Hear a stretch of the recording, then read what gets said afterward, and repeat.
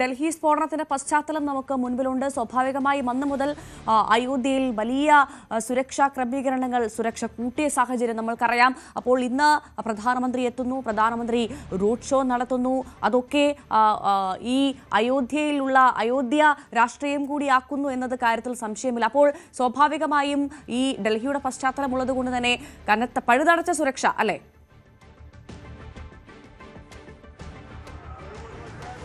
അത് തന്നെയാണ് കാരണം കഴിഞ്ഞ ദിവസങ്ങൾ മുതൽ ഇന്നലെ മുതൽ തന്നെ ഞാൻ പറഞ്ഞിരുന്നു ATS ആന്റി ടെറർ സ്ക്വാഡ് ഈ അയോധ്യ ക്ഷേത്രത്തിന്റെ പൂർണ്ണമായ നിയന്ത്രണം ഏറ്റെടുത്തിട്ടുണ്ട്. അവരുടെ സാന്നിധ്യം ക്ഷേത്രത്തിന്റെ പരിസരത്ത് എല്ലായിടത്തുമുണ്ട്. പുറത്ത് ഹനുമാൻ മന്ദിറിലും അവരുടെ സാന്നിധ്യമുണ്ട്. അങ്ങനെ ATSന്റെ ഭാഗത്തു നിന്നുള്ള സുരക്ഷയുണ്ട്. മറ്റൊന്ന് കേന്ദ്രസേന, CRPF അടക്കമുള്ള ആളുകൾ അയോധ്യ നഗരത്തിന്റെ പൂർണ്ണ നിയന്ത്രണം ഏറ്റെടുത്തിരിക്കുന്നു. ഗതാഗതം അടക്കമുള്ള കാര്യങ്ങൾ നിയന്ത്രിക്കുന്നത് UP പോലീസാണ്. അങ്ങനെ ഒരു 3 ടയർ സിസ്റ്റമാണ് ഈ സുരക്ഷയുമായി ബന്ധപ്പെട്ട് കൊണ്ടുവന്നിരിക്കുന്നത്. നമുക്കൊക്കെ ആ ദൃശ്യങ്ങൾ കാണുന്ന പോലെ പാസ് ഉണ്ട്. ഈ അയോധ്യ ക്ഷേത്രത്തിനകത്ത് പോലും കയറി പോകാവുന്ന പാസ് അവർ നൽകിയിട്ടുണ്ട്. അങ്ങനെ ഒരു വാഗ്ദാനമൊക്കെ ഇന്നലെ ഉണ്ടായിരുന്നു, ഈ പാസ് കൊണ്ട് നിങ്ങൾക്ക് ക്ഷേത്രത്തിലേക്ക് കയറാം. പക്ഷേ അത് പൂർണ്ണമായും ഇന്ന് നിയന്ത്രിച്ചിരിക്കുകയാണെന്നാണ് ഏറ്റവും പ്രധാനപ്പെട്ട കാര്യം. പൂർണ്ണമായും അത്തരം കാര്യങ്ങൾ നിയന്ത്രിച്ചിരിക്കുന്നു.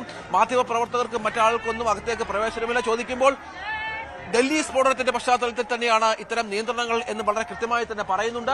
പ്രത്യേകിച്ച് പ്രധാനമന്ത്രി പോകുന്ന സ്ഥലങ്ങളിലൊക്കെ വലിയ നിയന്ത്രണം ഏർപ്പെടുത്തിയ സാഹചര്യമുണ്ട്. അതുതന്നെയാണ് പ്രധാനം. അങ്ങനെ അത്രത്തോളം വളരെ കൃത്യമായി, വളരെ ആസൂത്രണത്തോട് ചിട്ടയായുള്ള ഒരു സുരക്ഷാ ക്രമീകരണമുണ്ട്. അതിൽ ആർക്കും ഒരു തരത്തിലുമുള്ള വിട്ടുവീഴ്ചയ്ക്കും തയ്യാറല്ല. ഒരു ചെറിയ പിഴവ് പോലും രാജ്യത്തെ ബാധിക്കുമെന്ന കാര്യത്തിൽ സംശയമില്ല. പ്രത്യേകിച്ചും അയോധ്യ വളരെ തന്ത്രപ്രധാന സ്ഥലമായി മാറിയിരിക്കുകയാണ്.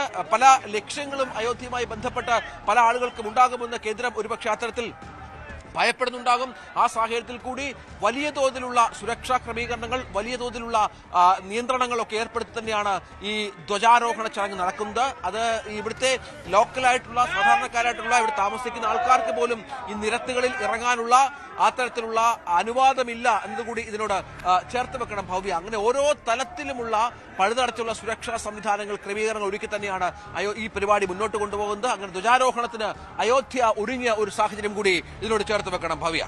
2020 ഓഗസ്റ്റ് 5-നാണ് ഔദ്യോഗികമായി രാമക്ഷേത്രത്തിന്റെ നിർമ്മാണം ആരംഭിച്ചത്. 2024 ജനുവരിയിലാണ് നമുക്കറിയുന്നത് പോലെ രാമവിഗ്രഹം അവിടെ പ്രതിഷ്ഠിച്ചത്. എന്തായാലും പ്രതിഷ്ഠാ ചടങ്ങ് നമ്മളൊക്കെ കണ്ടതാണ്. വലിയ ആഡംബരത്തോടുകൂടി ഗംഭീരമായി നടത്തി. ഇപ്പോഴിതാ രാമക്ഷേത്രത്തിനും അനുബന്ധ വികസന പദ്ധതികൾക്കുമായി ഇതുവരെ 2150 കോടി രൂപയിലധികം നിക്ഷേപം അയോധ്യയിൽ നടത്തിയിട്ടുണ്ട് എന്നുള്ള വിവരങ്ങളാണ് പുറത്തുവരുന്നത്. 2020 60 ലക്ഷം ഭക്തരാണ് ക്ഷേത്ര ദർശനത്തിനെത്തിയത്. 2025 ജനുവരി മുതൽ ജൂൺ വരെ മാത്രം 23 കോടി വിനോദസഞ്ചാരികൾ അയോധ്യ നഗരത്തിലെത്തി എന്നുള്ള റിപ്പോർട്ടുകൾ പുറത്തുവരുന്നുണ്ട്. ഡിസംബറോട് കൂടി ഇത് 50 കോടി കവിയുമെന്നാണ് ഉദ്യോഗസ്ഥർ പ്രതീക്ഷിക്കുന്നത്. അപ്പോൾ വലിയ ഒരു, രഞ്ജിത്തൊക്കെ സൂചിപ്പിച്ചതുപോലെ തന്നെ വലിയ ടൂറിസം, രാജ്യത്ത് തന്നെ ഏറ്റവും മികച്ച ടൂറിസം സാധ്യത കൂടിയാണ് അയോധ്യ തുറന്നിടുന്നത് എന്നതുകൂടി പറയേണ്ടതാണ്. ഇനി ഏറെ പ്രത്യേകതകളാണ് ഇത്തരത്തിൽ രാമക്ഷേത്ര ഗോപുരത്തിൽ ഉയർത്തുന്ന പതാകയ്ക്ക് ഉള്ളത്. അത് എന്തൊക്കെയാണെന്ന് നോക്കാം. അഹമ്മദാബാദിൽ നിന്നുള്ള വിദഗ്ധരാണ് ഈ പതാക നിർമ്മിച്ചത്. 3 വർഷമാണ് ഈ പതാകയുടെ ആയുസ്. സൂര്യപ്രകാശം, അതിശക്തമായ മഴ, ഇടിമിന്നൽ, കാറ്റ് എന്നിവയെ ചെറുക്കുന്ന പാരച്യൂട്ട് മാതൃകയിലുള്ള തുണിയാണ് പതാക നിർമ്മാണത്തിന് ഉപയോഗിച്ചിരിക്കുന്നത്. 2.5 കിലോഗ്രാം ഭാരം വരുന്ന പതാകയുടെ ആയുസ് 3 വർഷമാണ്. അഹമ്മദാബാദിൽ നിന്നുള്ള അതിവിദഗ്ധരായ ഡിസൈനർമാരാണ് ഈ പ്രത്യേക പതാക നിർമ്മിച്ചിരിക്കുന്നത്. കാൺപൂരിൽ നിന്നുള്ള സ്റ്റെയിൻലെസ് സ്റ്റീൽ കോറുള്ള പുറത്തേക്ക് നൈലോൺ നൂലുള്ള കയറാണ് പതാക ഉയർത്താൻ ഉപയോഗിച്ചിരിക്കുന്നത്. പതാക നിർമ്മിച്ചിരിക്കുന്ന തുണിക്ക് 200 കിലോമീറ്റർ വരെ വേഗതയുള്ള കാറ്റിനെയും അതിജീവിക്കാൻ കഴിയും. ശക്തമായ കാറ്റിലും പതാക കീറില്ല, പാറിപ്പറക്കും. പതാകയുടെ നിയന്ത്രണത്തിന് ക്ഷേത്രത്തിൽ തന്നെ പ്രത്യേക സാങ്കേതിക വിദ്യ സ്ഥാപിച്ചിട്ടുണ്ട്. അതുപയോഗിച്ചായിരിക്കും നിയന്ത്രണം. ഭാവിയിൽ പതാക മാറ്റേണ്ടി വന്നാൽ ഇതേ സാങ്കേതിക വിദ്യ ഉപയോഗിച്ച് മാറ്റിയെടുക്കാനും സാധിക്കും. 191 അടി ഉയരത്തിൽ പ്രധാനമന്ത്രി നരേന്ദ്രമോദിയാണ് പതാക സ്ഥാപിക്കുന്നത്. അതിശക്തമായ സുരക്ഷാ വലയത്തിലുമാണ് അയോധ്യ. പ്രശാന്ത് മംഗലശ്ശേരിക്കൊപ്പം രഞ്ജിത്ത് രാമേന്ദ്രൻ, അയോധ്യ. അയോധ്യ ക്ഷേത്രം വികസിച്ചതോടെ രാംലല്ലയ്ക്ക് കാലങ്ങളായി പാൻ നൽകുന്ന ആളുകളുടെയും ജാതകം തെളിഞ്ഞു. രാംലല്ലയ്ക്ക് കഴിഞ്ഞ 80 വർഷമായി പാൻ നൽകുന്നത് ദീപകുമാർ ചൗരസിയുടെ കുടുംബമാണ്. വികസനം വന്നതോടെ ദീപയും സന്തോഷത്തിലാണ്. 2 വർഷം മുൻപ്, അതായത് ഈ പ്രാൺ പ്രതിഷ്ഠയുടെ സമയത്ത് ന്യൂസ് 18-ലൂടെ അതിന്റെ വിശേഷങ്ങൾ കണ്ട നമ്മുടെ മലയാളി പ്രേക്ഷകർക്ക് ഈ കടയും മറക്കാനാവില്ല. കാരണം ഇത് രാംലല്ല കാ പാൻ കാ ദുഖാൻ എന്ന് പറഞ്ഞ് നമ്മൾ വളരെ പ്രധാനപ്പെട്ട ഒരു വാർത്തയായി തന്നെ അതിനെ കൊടുത്തിരുന്നു. ഇപ്പോൾ അയോധ്യയിൽ എന്ത് തരത്തിലുള്ള പുരോഗതി ഉണ്ടായോ അതിന്റെ പ്രതിഫലനം ഈ ഷോപ്പിലുമുണ്ട്. ഇതിപ്പോൾ പുതിയൊരു കടയായിരിക്കുന്നു, ഒരുപാട് വർക്കുകൾ ചെയ്തിരിക്കുന്നു. മറ്റൊരു സ്ഥാപനം ഇതിനപ്പുറത്ത് തന്നെ അദ്ദേഹം തന്നെ ചെയ്തിട്ടുണ്ട്. അത് ലഡു പ്രസാദം വിതരണം ചെയ്യുന്ന ഒരു സ്ഥാപനവും തുടങ്ങിയിരിക്കുന്നു. അങ്ങനെ അയോധ്യയിലെ പുരോഗതി രാംലല്ലയുടെ പ്രസാദമായ പാൻ വിൽക്കുന്ന ഷോപ്പിലും ഉണ്ടായിരിക്കുന്നു എന്നുള്ളതാണ് ഏറ്റവും വലിയ പ്രത്യേകത. കൈസേ ഭായ് സാബ് ദോ സാൽ കെ പഹലെ മിലായോ? जय श्री राम। 2 साल पहले आप जब आए थे तब प्राण प्रतिष्ठा का कार्यक्रम चल रहा था और इस समय जब आए हुए तो ध्वजारोहण का कार्यक्रम चलने वाला है। दुकान बड़ा हो गया? जी सर, सब राम जी की इच्छा है। सब खुशी है, क्या बात है? जी बढ़िया, सब तो बढ़िया। ये दुकान बड़ा हो गया, आपका पान के लिए भी थोड़ा स्पेशलिटीज हो गया है ना? जी सर। क्या क्या बना के दिखा दो, क्या क्या हो गया है?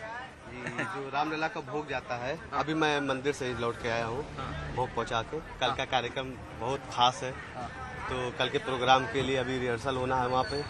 तो हमने कल के लिए बहुत पान जाता है, कितना पान देता है? अभी जो डेली रूटीन में जाता है रामलला को 101 पान का बीड़ा जाता है नीचे, और राम दरबार में 51 पान का बीड़ा जाता है, जो 12 बजे भगवान को भोग लगता है, राजभोग लगता है। अच्छा अच्छा, बिना के दिखा दो, कोई नया वाला स्पेशलिटीज होगा वो हमको दिखा दो। ये 2 साल में कोई डिफरेंस होगा ना? रामलला को बाल अवस्था में है तो उनको मीठा पान ही जाता है। मीठा पान, जी, जी। मीठा पान चाहिए, वो बनाता है. അതായത് മീഠാപ്പാൻ, അതായത് രാംലല്ലയ്ക്ക് ഇവിടെ നിന്ന് ദിവസവും ഒരു 101 പാനുകൾ എത്തിക്കാറുണ്ട്. രാംലല്ലയ്ക്ക് പാൻ വളരെ ഇഷ്ടമാണ് എന്നാണ് പറയുന്നത്. അപ്പോൾ ഏറ്റവും പ്രധാനപ്പെട്ട ഈ ഷോപ്പിൽ നിന്ന് നമ്മൾ മനസ്സിലാക്കേണ്ടത് ഒരു 10-80 വർഷമായി ഇദ്ദേഹത്തിന്റെ ഗ്രാൻഡ് ഫാദർ മുതൽ, അപ്പുപ്പൻ മുതൽ അച്ഛൻ, പിന്നീട് ഇദ്ദേഹമാണ് ഇപ്പോൾ ഈ ഷോപ്പ് നടത്തിക്കൊണ്ടിരിക്കുന്നത്. അപ്പോൾ ഇവിടേക്ക് രാംലല്ലയുടെ ഇതുമായി ബന്ധപ്പെട്ട അനുബന്ധ ക്ഷേത്രങ്ങൾ കൂടിയുണ്ട്. അങ്ങോട്ടേക്കൊക്കെയുള്ള പാൻ പോകുന്ന ഒരു പ്രധാനപ്പെട്ട ഒരു ഷോപ്പ് കൂടിയാണ് ഇത്. എല്ലാ ദിവസവും 101 പാനുകൾ വളരെ കൃത്യമായി രാംലല്ലയ്ക്ക് ഇവിടെ നിന്ന് എത്തിച്ചു കൊടുക്കുന്നുണ്ട്. അത് അവർക്ക് പരമ്പരാഗതമായി അവർക്ക് ലഭിക്കുന്ന ഒരു അവകാശം കൂടിയാണ്. അതിപ്പോൾ വളരെ മനോഹരമായി ഇദ്ദേഹം നടത്തിക്കൊണ്ടിരിക്കുന്നു. ഇപ്പോൾ അതിന്റെ കൂട്ടുകളൊക്കെ ഒന്ന് കാണുക. മീഠാപ്പാനാണ് കേട്ടോ, മറ്റൊന്നും നമ്മൾ ചിന്തിക്കേണ്ട. ലഹരിയുള്ള പാനൊന്നുമല്ല, മധുരമുള്ള. നമ്മുടെ നാട്ടിലൊക്കെ ഒരുപക്ഷെ ഇത്ര ഇൻഗ്രീഡിയൻസ് ഒന്നും കാണില്ല, അവിടെയും മീഠാപ്പാൻ ഉണ്ടാകും. മീഠാപ്പാൻ നിർമ്മിച്ച് നമുക്ക് കൂടി ഒന്ന് രുചിക്കാൻ വേണ്ടി തരികയാണ് അദ്ദേഹം എന്നുള്ളതാണ്. അദ്ദേഹം ഏറ്റവും മനോഹരമായി ബിസിനസ് നടത്തുന്നു. തൊട്ടപ്പുറത്ത് മറ്റൊരു ഷോപ്പ് കൂടി തുടങ്ങിയിരിക്കുന്നു. അപ്പോൾ ഇതെല്ലാം രാംലല്ലയുടെ അനുഗ്രഹമാണ് എന്ന് പറയുന്നതിൽ അദ്ദേഹത്തിന് ഒട്ടും സംശയമില്ല. കാരണം തന്റെ പിതാക്കന്മാർ, തന്റെ കാരണവർമ്മ തുടങ്ങിയ ഒരു ഷോപ്പ് അത് കുറച്ചുകൂടി ഭംഗിയോടുകൂടി നടത്തുന്നു. ഇതൊക്കെയാ ഭയ്യ? गुलकंद, गुलकंद वो क्या? ये गुलाब की पंखुड़ी का बनता है गुलकंद। हाँ, गुलकंद। इसमें शुगर होता है और गुलाब होता है। गुलाब होता है। जी। और मीठे के लिए मीठा है? मीठा पान जो रामलला को हम देते हैं वही आपको सेम दे रहे हैं। സെയിം देता है. ഓ, अच्छा अच्छा अच्छा अच्छा. Okay okay. അത് രാംലല്ലയ്ക്ക് കൊടുക്കുന്ന അതേ പാൻ തന്നെയാണ് കേട്ടോ നമുക്കും തരുന്നത്. അത് കുറച്ച് നല്ല മധുരമൊക്കെ ചേർത്ത് മനോഹരമായി തന്നെ നിർമ്മിച്ചാണ് നമുക്ക് തരുന്നത്. ഇവിടെ ഇത് കഴിക്കാനൊക്കെ ഒരുപാട് ആളുകൾ ഇവിടെ എത്തും. പ്രസാദമായതുകൊണ്ട് തന്നെ അതിന്റെ സ്പെഷ്യാലിറ്റി കൂടിയുണ്ട്. और क्या क्या इसमें कितना इंग्रेडिएंट्स होगा? रामलला की अवस्था 5 वर्ष की है, तो उनको बाल अवस्था में हमने स्वीट पान उनको खिलाते हैं। खिलाता है. ठीक है, इसमें लौंग रहता है, इलायची रहता है, सौंफ रहता है, गरी रहता है। Okay okay. ठीक है, मीठे सौंफ होता है, ये तो करौंदा हो गया, होता है। ये तो हो गया. जी अभी और एक ഒരുപാട് വിഭവങ്ങൾ ചേർന്ന ഒന്നുകൂടിയാണ് ഈ പാൻ. ഒന്നുകൂടി ഓർക്കണം. ദാ ഇപ്പോൾ നമുക്ക് മനസ്സിലാകും നല്ല ഇത്രയധികം വിഭവങ്ങൾ. हो गया, क्लोव, लौंग, हाँ हाँ इलायची हो गया। हाँ हाँ ओके ओके ओके. वो बनाकर देता है. അത് എന്തായാലും അല്പസമയം എടുത്ത് തയ്യാറാക്കുന്ന ഒരു കാര്യം കൂടിയാണ്. ഇനിയിപ്പോൾ ഒരുപാട് ഇൻഗ്രീഡിയൻസ് ഉണ്ട് ഇതിൽ. നമുക്ക് ഇതിലേക്ക് പേര്. ആ ഓക്കെ, ശരി ശരി. അതപ്പോൾ നമുക്ക് जी सर। ആ okay okay okay okay okay okay okay.